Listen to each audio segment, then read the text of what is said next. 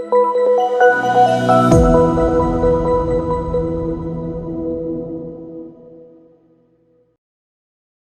want to welcome the CEO of Kenya Renewable Energy Association, Andrew Amadi. Now, this one you want to sit up and listen to. Andrew Amadi is known as the grandfather of energy in this nation. He is very passionate about all things energy, and he has been doing this for close to 25 years. And it is said that it takes you 21 days to form a habit, 62 days to entrench it, and 90 days for it to become part of you naturally. So imagine somebody who has been doing this for 25 years. He oozes energy. If you cut his blood, energy will just flow through. And so we want to listen to him this morning as he talks to us about renewable energy and why this is the option for Africa to run with. Why is this conversation important? When I first met Andy, he talked to me about a dream. You know how Martin Luther King says, I had a dream, I have a dream. Andy said to me, Carol, I have a dream that one day the way telcos have a contact center with 3,000 agents in it answering calls, why can't we have a contact center with 3,000 energy agents in it answering calls, so that energy can be on our fingertips and anybody who wants to know anything, absolutely anything about energy can dial. Isn't that a wonderful dream? That's Andy's dream. So we want to welcome you, Andy, this morning. Please talk to the members in this conference. Over to you, Andy Amadi. Thank you very much, Caroline, for that very I must say, humbling introduction. I don't know how to relate to being called a grandfather, because that is a very scary prospect for me, considering how young my children are. But that aside, I do not just speak energy, I speak renewable energy. And I live renewable energy.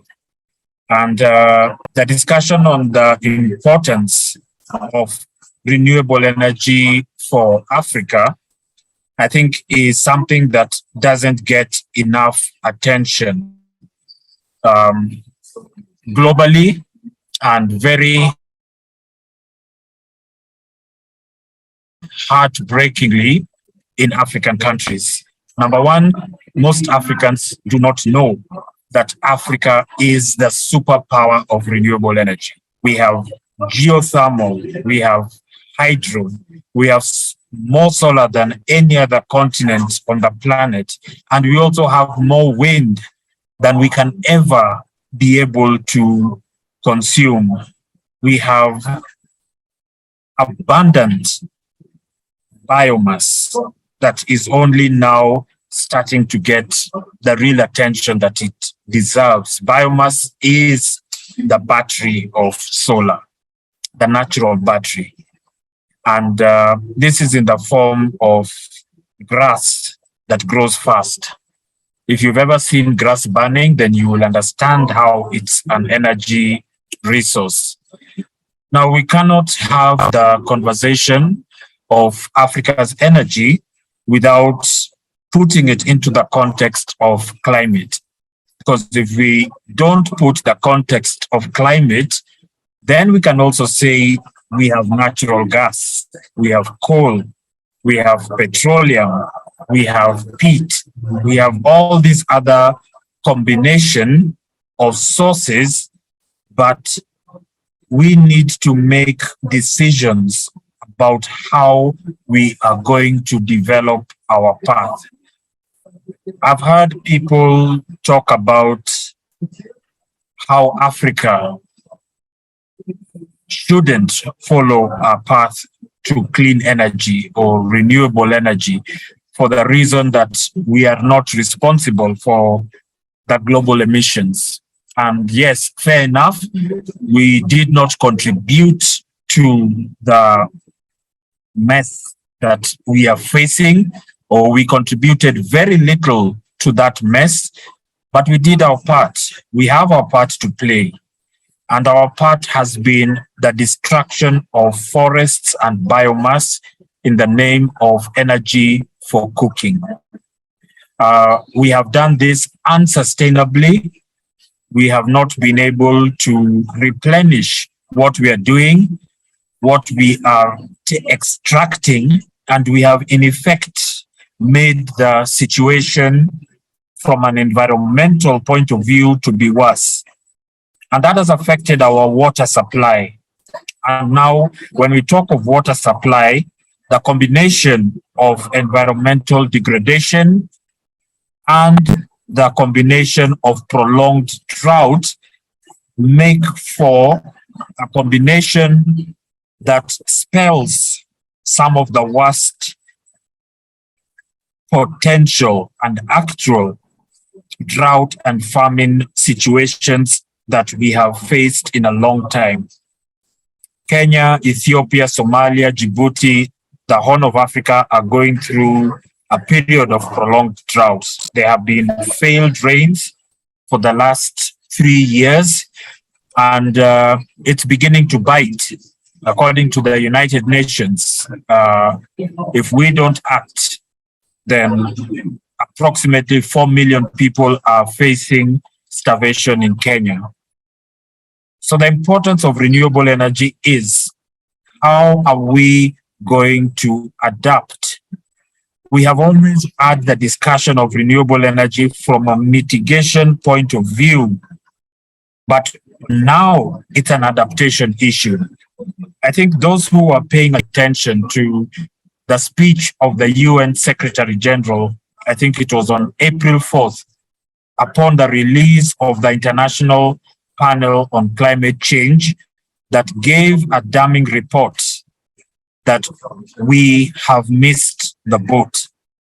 And we now have to start looking more seriously at adaptation to a new higher temperature as the norm. So this is changing dramatically the way we relate to renewable energy. On a personal basis, and those who know me know that I do not do emergency. To me, emergency means that if I do not respond, somebody will die. I do not know. I know how to fight fires. I've been trained when I worked in the petroleum sector, but I don't do it professionally. I am not certified to fight fires. And I certainly do not know how to save lives through medical intervention. I don't think I even know how to do the Heimlich maneuver or how to do CPR. So I am quite useless when it comes to that type of intervention. But 3 weeks ago, at a meeting of the Kenya Private Sector Alliance, the United Nations, and Safaricom, it was pronounced to us in that meeting that if we do not collectively act or respond, then 4.3 million people are at risk of starvation in the next 6 months. So that triggered in me the question, what can I do? What can you do? And I have known this. This is not a surprise.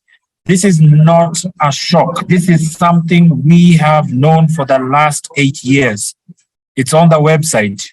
Go to the World Bank Climate Monitoring, and you will see that it was projected that in 2022, there will be a shortfall of rain in northern Kenya. The numbers are negative, and it will continue. It will persist in the projections way beyond 2030 to 2050. So we have known, and we have not responded the way that we should respond. So I took it upon myself that this is an intervention that I can do something about, that you can do something about. And what I can do and what I am doing is talking about the adaptation actions using renewable energy technologies. And the thinking we have is that installing groundwater to surface pumping using solar is a mid or a long-term intervention. So I say fair enough. What makes it a mid-term intervention is not the physical action of taking or drilling a borehole and taking a pump. That can be done in 2 days. I've talked with the Kenya Water Borehole Drillers Association, and they say they can go without a hydrological survey. They can do a hydrological survey on site. They can identify where the water opportunities are. They can drill, they can install, and they can have a solar water pump producing water in 4 days. 4 days is an immediate response. That is about how long it will take to deliver food aid. I'm sorry if you are hearing some noise. I'm at the exhibition in Kigali at the Off-Grid Solar and talking about this very topic. And in the background is a solar-powered maize mill that is being shown. These are the interventions. These are the technologies that can be able to help reduce, mitigate, lessen, manage what could be a humanitarian disaster of unthinkable proportions.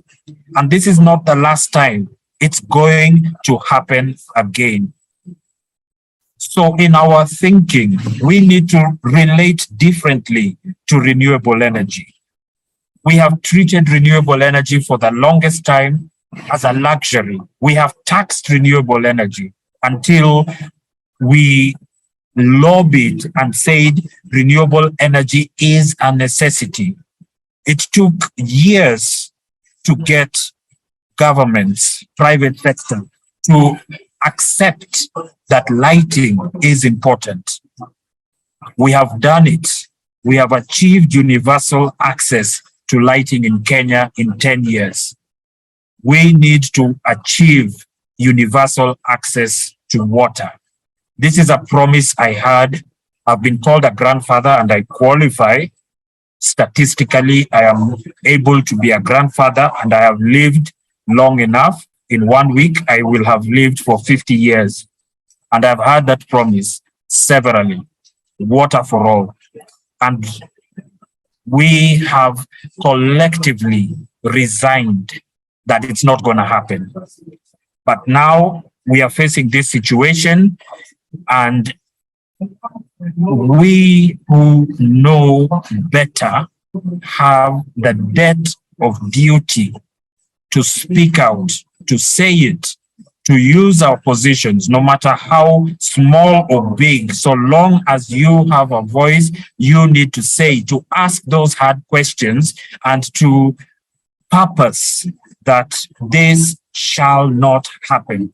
Nobody should die from famine in 2022. Nobody.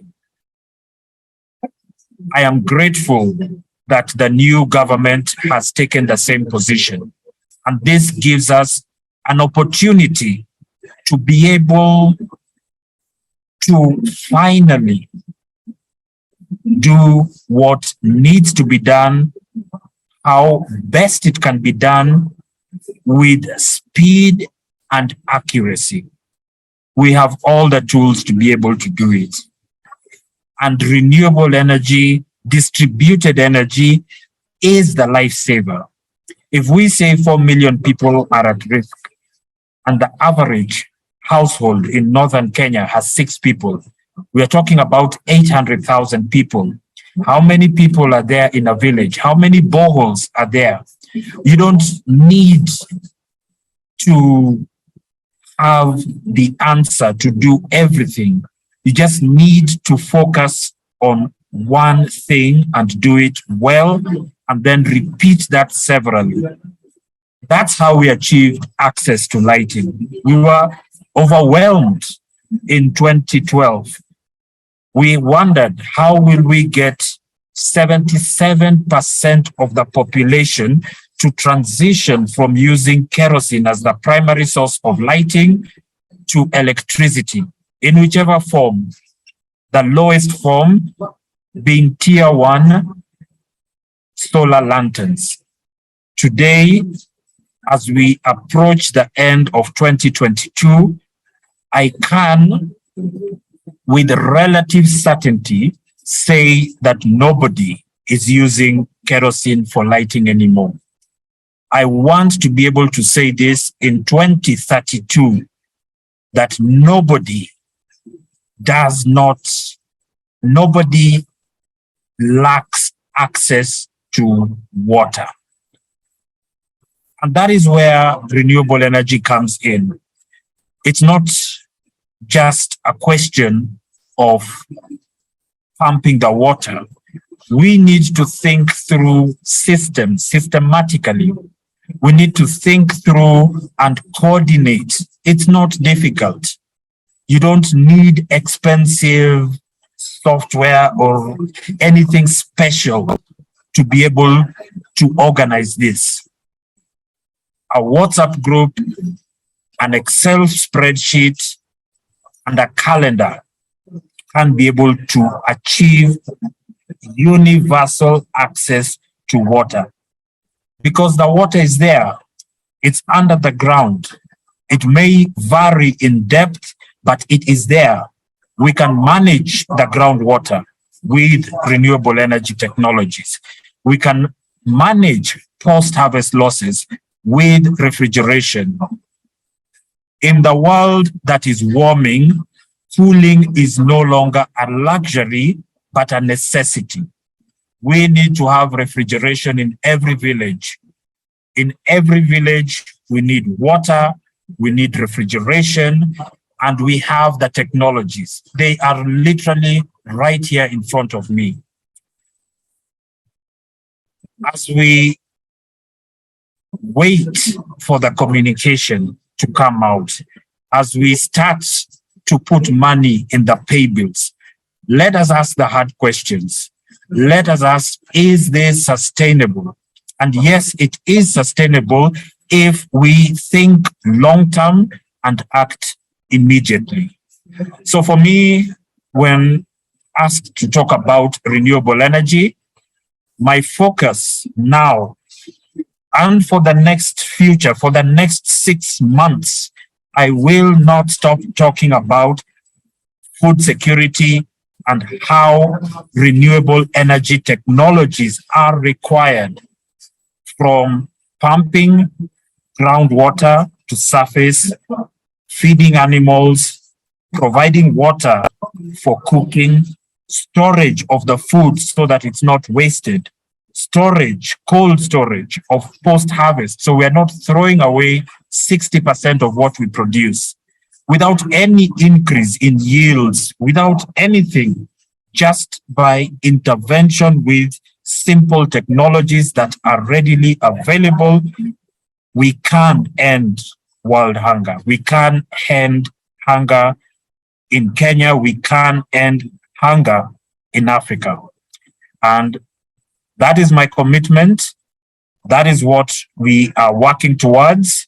And that is my humble submission for the World Energy Day today.